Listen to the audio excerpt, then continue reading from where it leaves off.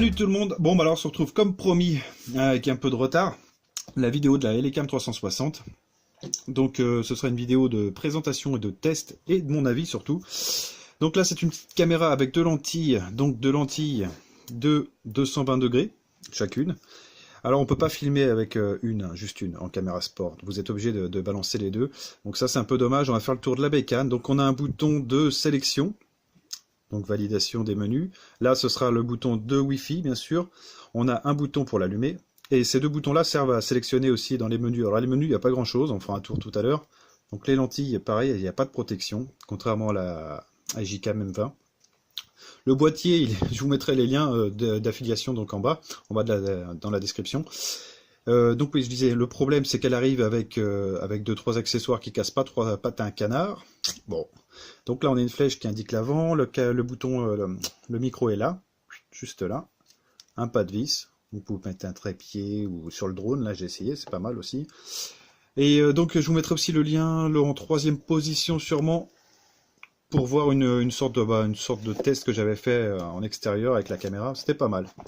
C'était pas mal du tout. D'accord. Bon, ça tombe. Parfait. Alors, dans la boîte, ça arrive. J'ai rien bougé. Donc, normalement, ce sera tranquille. Donc, dans la boîte, on a quoi? On a une attache pour mettre soit sur un guidon, ou soit, pour moi, c'était sur le détecteur de métaux. Donc, voilà. Ça, c'est pas mal. On a une attache pour mettre soit sur le sac à dos, avec un petit joint pour éviter que ça bouge. Enfin, bref, ouais, pour éviter que ça bouge. Voilà, avec de quoi le régler, des petites sangles, là, c'est pas bête, c'est pas mal. Donc ça, j'ai pas testé parce que j'ai encore le matériel de la M20. Un stickers, que vous pouvez mettre aussi là, si vous voulez l'adapter sur autre chose. Boum, du 3M. Et on a quoi encore? On a ça c'est ça qui... Ça, c'est bon, ça. Donc ça, en fait, ça vous sert à le mettre sur un trépied ou l'adapter sur votre GoPro, par exemple, sur des ustensiles GoPro. Bon, le plastique est cheap, mais ça fera l'affaire. On a une notice, bien sûr, et un pin qui n'a rien à voir dans le truc, j'ai dû mettre là par hasard. Donc une notice qui vous expliquera 2-3 trucs, mais il n'y a vraiment pas grand-chose à apprendre. Donc on a un emplacement pour une carte SD qui est donné constructeur 32 Go maximum. Moi je pense que 64 vous pouvez à l'aise. Ah bah là j'ai tout. Donc les capteurs photo c'est des Omnivision pour ceux que ça intéresse. Et 46,89, donc il y en a deux, c'est les deux mêmes heureusement. Vous pouvez faire des photos avec en 360. Par contre, pour les métadatas, je vous mettrai aussi le lien de mon Facebook pour voir ce que ça donne. Alors, je suis encore en train de chercher parce que les métadatas sont pas fournis avec. Donc là, en fin de vidéo, on fera je ferai une petite présentation de l'application. Donc la résolution, c'est du 1020 pardon, sur 960, 30 fps. Donc 30 fps, par contre, tout ça, c'est pas terrible parce que vous verrez sur la vidéo, le drone, on voit là une traînée et on voit les hélices tourner au ralenti. Mais bon, ça fait la blague hein, pour une entrée de gamme. C'est un premier prix, ça. Vous pouvez la trouver à 100 €, 110 €. Photographe résolution, ouais, alors 3008 sur 1504. Les formats vidéo, c'est en H264, en MOV. Photo JPEG, bien sûr. Memory, ouais, alors voilà, maximum 32 Go ils mettent. Mais bon, ça, voilà. Alors, par contre, un petit problème qui peut être chiant pour certains. Bon, moi, je me balade toujours avec un powerbank pour les appareils photo, donc il n'y a pas de souci. La batterie est incorporée, elle est inamovible. Voilà, ça, c'est un peu le point noir, mais ce n'en est pas forcément un, parce que vous tenez une heure d'autonomie à l'aise. Hein. Là, pour une fois, ils n'ont pas menti, Elephone. Oui, c'est la marque Elephone, au fait, pour ceux qui n'aiment pas Elephone. Voilà, je vous montre là, il y a l'emplacement carte SD, l'emplacement micro USB. On n'a pas de sortie son, vidéo, comme sur la Gcam, pas de HDMI. Bon, ça c'est pas très grave, on va faire un petit tour. On va allumer ça. Boum. Voilà, donc là, c'est comme sur tous les appareils photo. Il nous dit combien de photos on peut encore prendre, la date, l'heure. Boum, donc la Wi-Fi allumée. On est d'accord. Et de toute façon, là, je vais vous montrer sur le Wi-Fi parce que le petit écran là, il fait 1 pouce. C'est pas évident pour comprendre le truc. Donc j'ai fait aussi des tests de merde, comment ça s'appelle, de distance. Alors j'arrive à prendre des vidéos et enregistrer avec le téléphone à une distance de 20 mètres sans obstacle. Allez, à 30 mètres, vous pouvez pousser. Après, ça dépend du téléphone. Avec le Meizu, il a un bon Wi-Fi, donc j'arrive à pousser à 30 mètres. Donc c'est pas mal parce que vous avez la vidéo directement sur le téléphone. Donc là on va se connecter et les cams, boum. Donc le mot de passe il est enregistré hein, sur l'écran si vous le cherchez. Évidemment, là, non. Parce que là, j'avais déjà enregistré. Mais donc, il a indiqué, mais vous pouvez le changer. Donc là, c'est 1, 2, 3, 4, 5, 6, 7, 8. Toujours un truc comme ça. Hein. Voilà, donc là, on est connecté. On va passer sur l'application qui s'appelle Elecam. Vous en avez une autre que j'ai peut-être pas installée parce que j'en ai testé plein pour essayer d'avoir les photos. Non, je ne l'ai pas installé sur celui-là, mais c'est Sky 60, Sky quelque chose en fait. Mais bon, de toute façon, nous, ce qui nous intéresse, c'est Elecam. Donc vous allez sur l'application. Boum. Là, j'ai les fichiers, moi, qui sont déjà enregistrés sur le Bitonio. Donc ça arrive comme ça. Attends, on va peut-être bouger un peu la lumière. Voilà, là je suis à fond. Hop. Voilà. On va enlever automatique et là je suis à donf. Donc ça ressemble à ça. Donc vous pouvez bouger. Donc vous avez le mode bulle, vous avez le mode étiré. C'est celui qui nous intéresse le plus pour l'instant. Voilà. Le mode étiré. Le mode donc avec les lunettes VR, vous avez l'image séparée en deux. Donc l'effet est bien là, les photos sont sublimes en fait. Enfin, elles sont sublimes, il y a mieux, c'est sûr. Mais là, j'ai pas de problème. Tandis que vous allez voir sur Facebook, les métadatas, j'ai eu du mal à en trouver. Et ça ressort pas beau, la compression est pas belle. C'est dommage parce que la photo de base est superbe. Ouais, je remontre un petit peu, on va essayer de s'approcher. La photo de base est vraiment belle. Mais ils n'ont pas pensé à mettre les métadatas, donc coup c'est pas reconnu par. Donc ça marche avec le gyroscope. Et si j'incline, boum. Voilà. Qu'est-ce que je peux vous montrer d'autre? Vous avez le mode inversé, si vous voulez enregistrer, par exemple en tant que caméra de sécurité, ou moi ce que j'avais l'intention de faire avec un trépied qui supporte la distorsion, le mettre sur une branche d'arbre pour pouvoir me filmer. Donc voilà, ça c'est intéressant aussi. J'en ai fait une en forêt, bien sûr, que j'ai mise sur Facebook, justement. Donc, qui ressemble à ça d'origine. Mais que je suis en train de voir qu'elle est quand même vachement... Ah, il faudrait que j'en refasse une. Ah, elle est pas belle d'origine. Bah, j'en referai une et puis je la remettrai sur Facebook. Ça, c'est peut-être moi qui ai pris la photo un peu à la... J'ai peut-être le capteur sale, je ne sais pas. Donc, ouais, on voit le trépied. Alors, sur certains systèmes de montage, vous pouvez mettre un cache-trépied, il n'y a pas de souci, hein. Donc voilà, là on a fait le tour. Donc en vidéo, ça donne ça. Il me semble que je parlais dans celle-ci. J'avais fait un test de son. Le son est vachement bon par contre pour une caméra de poche. Attends, je suis où là? Ah oui, je me faisais une arrivée. Boum. Donc là c'est une vidéo. Vous voyez, j'avais fait le test et puis là j'étais ici, derrière l'arbre. Donc pareil, vous pouvez tourner. Et le concept est intéressant, hein. Donc après, si vous avez les moyens d'en prendre une plus chère, allez-y. Moi, celle-là me convient pour ce que je vais en faire. Donc là, évidemment, on a le bruit du vent.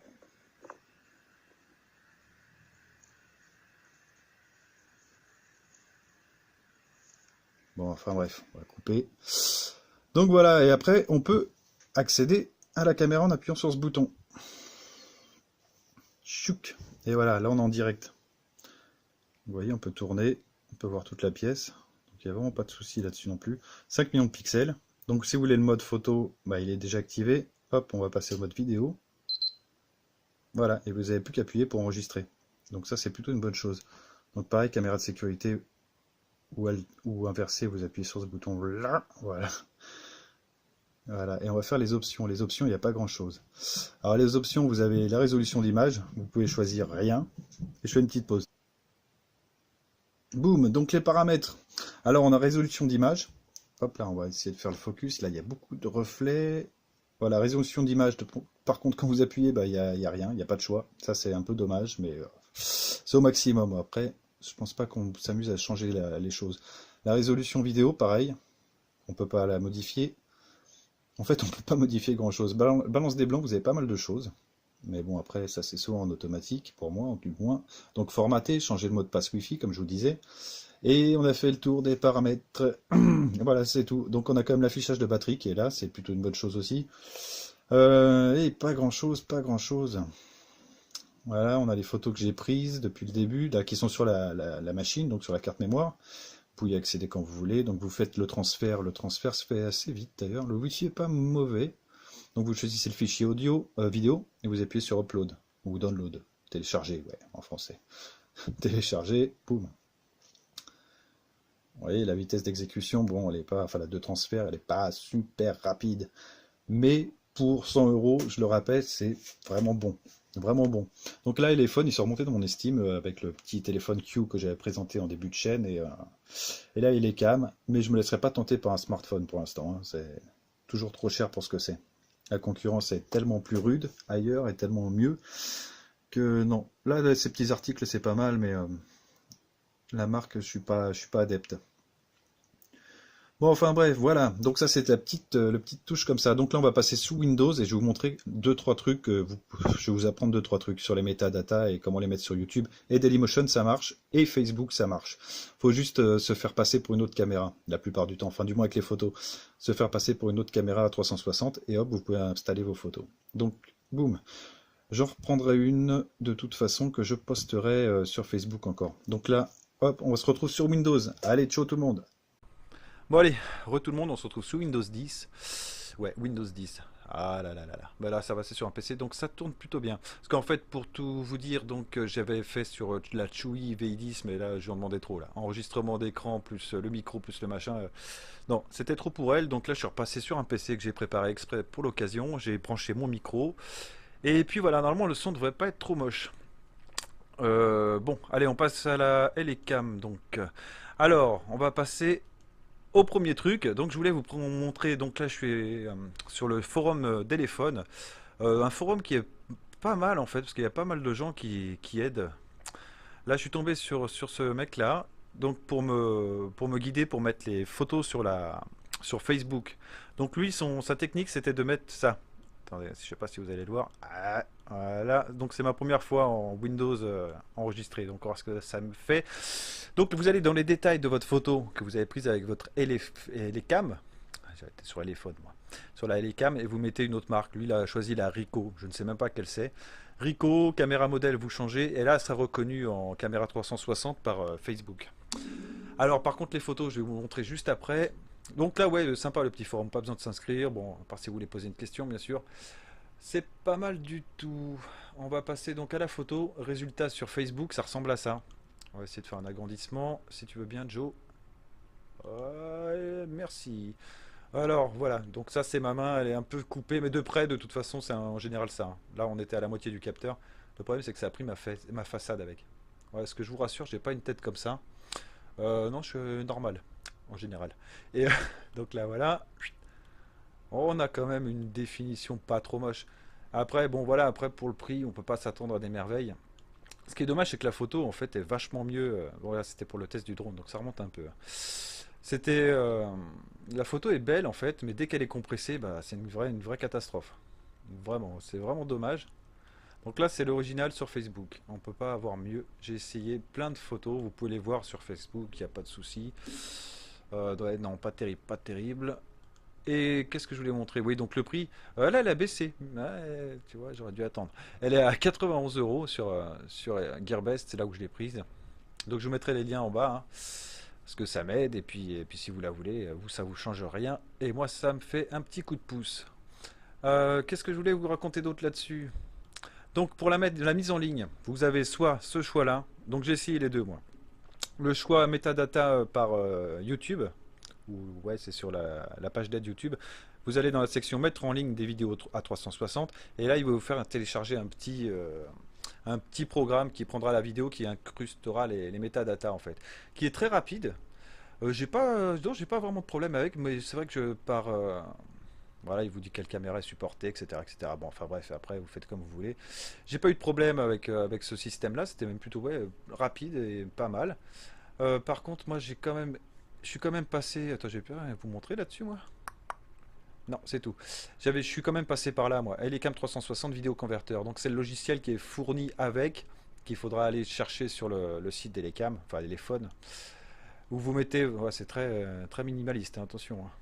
Moi, je vous le mets en grand plan, mais voilà. Ah, c'est un tableau Excel, quoi. Mais ça fait le job. Donc vous pouvez choisir le vidéo de... Enfin, vaut mieux prendre fort hein, tout de suite, parce que sinon vous allez être un peu tristos. Et là vous choisissez donc le fichier que vous voulez importer, enfin, surtout ici, add. Donc voilà, vous faites votre fichier. Par contre pour les photos, donc Facebook, Ah, je m'y perds. Avec les photos Facebook, vous êtes obligé de tricher sur le nom de la caméra. Elle, ça vous changera rien du tout de passer par là. Là, c'est vraiment pour les vidéos YouTube. Il va remettre les métadatas, il va les incruster dedans et puis il va faire une petite compression qui est pas trop vilaine. Et j'étais passé par là parce que ça me permettait d'en mettre plusieurs et pas de cliquer. Enfin bon, je pourrais faire autre chose à côté, quoi. Donc ça, c'est plutôt une bonne chose aussi. Ça marche. C'est pas joli, mais ça marche. Donc voilà, je voulais aussi vous parler, pour lire les vidéos avant de les poster ou avant de quoi que ce soit, un lecteur 360 qui est gratuit et qui est fourni par GoPro. Et ouais, par GoPro, donc plutôt pas mal aussi. On va mettre une petite vidéo tranquillement. Donc là, j'avais fait le drone 360, boum. En espérant que vous entendez pas la musique parce que là, c'est un peu fort. Et là, vous avez la possibilité donc de voir le résultat avant de poster, en bougeant sans mettre les lunettes VR, quoi. Sinon, vous pouvez le faire du smartphone directement, il n'y a pas de souci. Vous voyez, la compression, bon, c'est pas trop ça. Et encore là, je l'avais poussé au maximum. Et peut-être un peu trop d'ailleurs. Ouais. Bon, enfin bref, là c'était un test. Et en plus, la voix, je l'avais enlevée parce qu'avec le bruit de la rivière, c'était pas top. Donc c'est encore un peu la découverte. Mais la caméra, moi, je vais l'utiliser encore un bon moment sur des drones. C'était surtout pour aller en forêt et faire d'autres choses. Donc vous reverrez sûrement des vidéos avec cette caméra là. Et je passerai à une caméra Samsung, je ne sais pas encore quand. Mais j'y viendrai parce qu'elle me plaît bien la petite Samsung là aussi. C'est juste pas le même prix. Donc si vous voulez vous faire la main, prenez un truc comme ça. Ça coûte pas une fortune et à la revente, je vais pas vous dire de mensonge, ça va être un peu dur à la revente. Parce que c'est pas super simple à utiliser. Puis bon, c'est une marque, si vous parlez de ça à votre voisin, il connaîtra pas. À part si c'est un geek. Si c'est un geek qui vous dira non, iPhone c'est pas bien. Mais iPhone, bon bah voilà, ils essaient de revenir avec des produits comme ça et je les trouve plutôt pas mal, moi. Bon bah on a fait le tour, hein. Moi je voulais juste faire un petit tour là-dessus. Là il y en a ouais, 5 minutes. Juste un petit tour là-dessus pour vous montrer les logiciels que j'ai utilisés. Et pareil, j'ai utilisé pour faire le montage, pour faire les montages en 360. Moi j'utilise Cyberlink en version PC. Alors il y en a beaucoup qui aiment pas Power Director. Moi j'ai vraiment pas de souci pour mon niveau, c'est très bien parce que c'est pas compliqué, c'est assez facile. On a des caches trépieds, on a plein de choses comme ça, c'est vachement pratique. Par contre, ça bouffe beaucoup en RAM, hein. Sur la Chewy, par exemple, c'est un peu chaud. Si vous avez un PC un peu qui cadence fort, là, allez-y avec. Mais sinon, si vous avez la tablette, oubliez. Bon, voilà, c'est tout. Je vais essayer de vous faire une autre review hors sujet. Allez, je vous dis à bientôt, les mecs. Et puis voilà, à bientôt.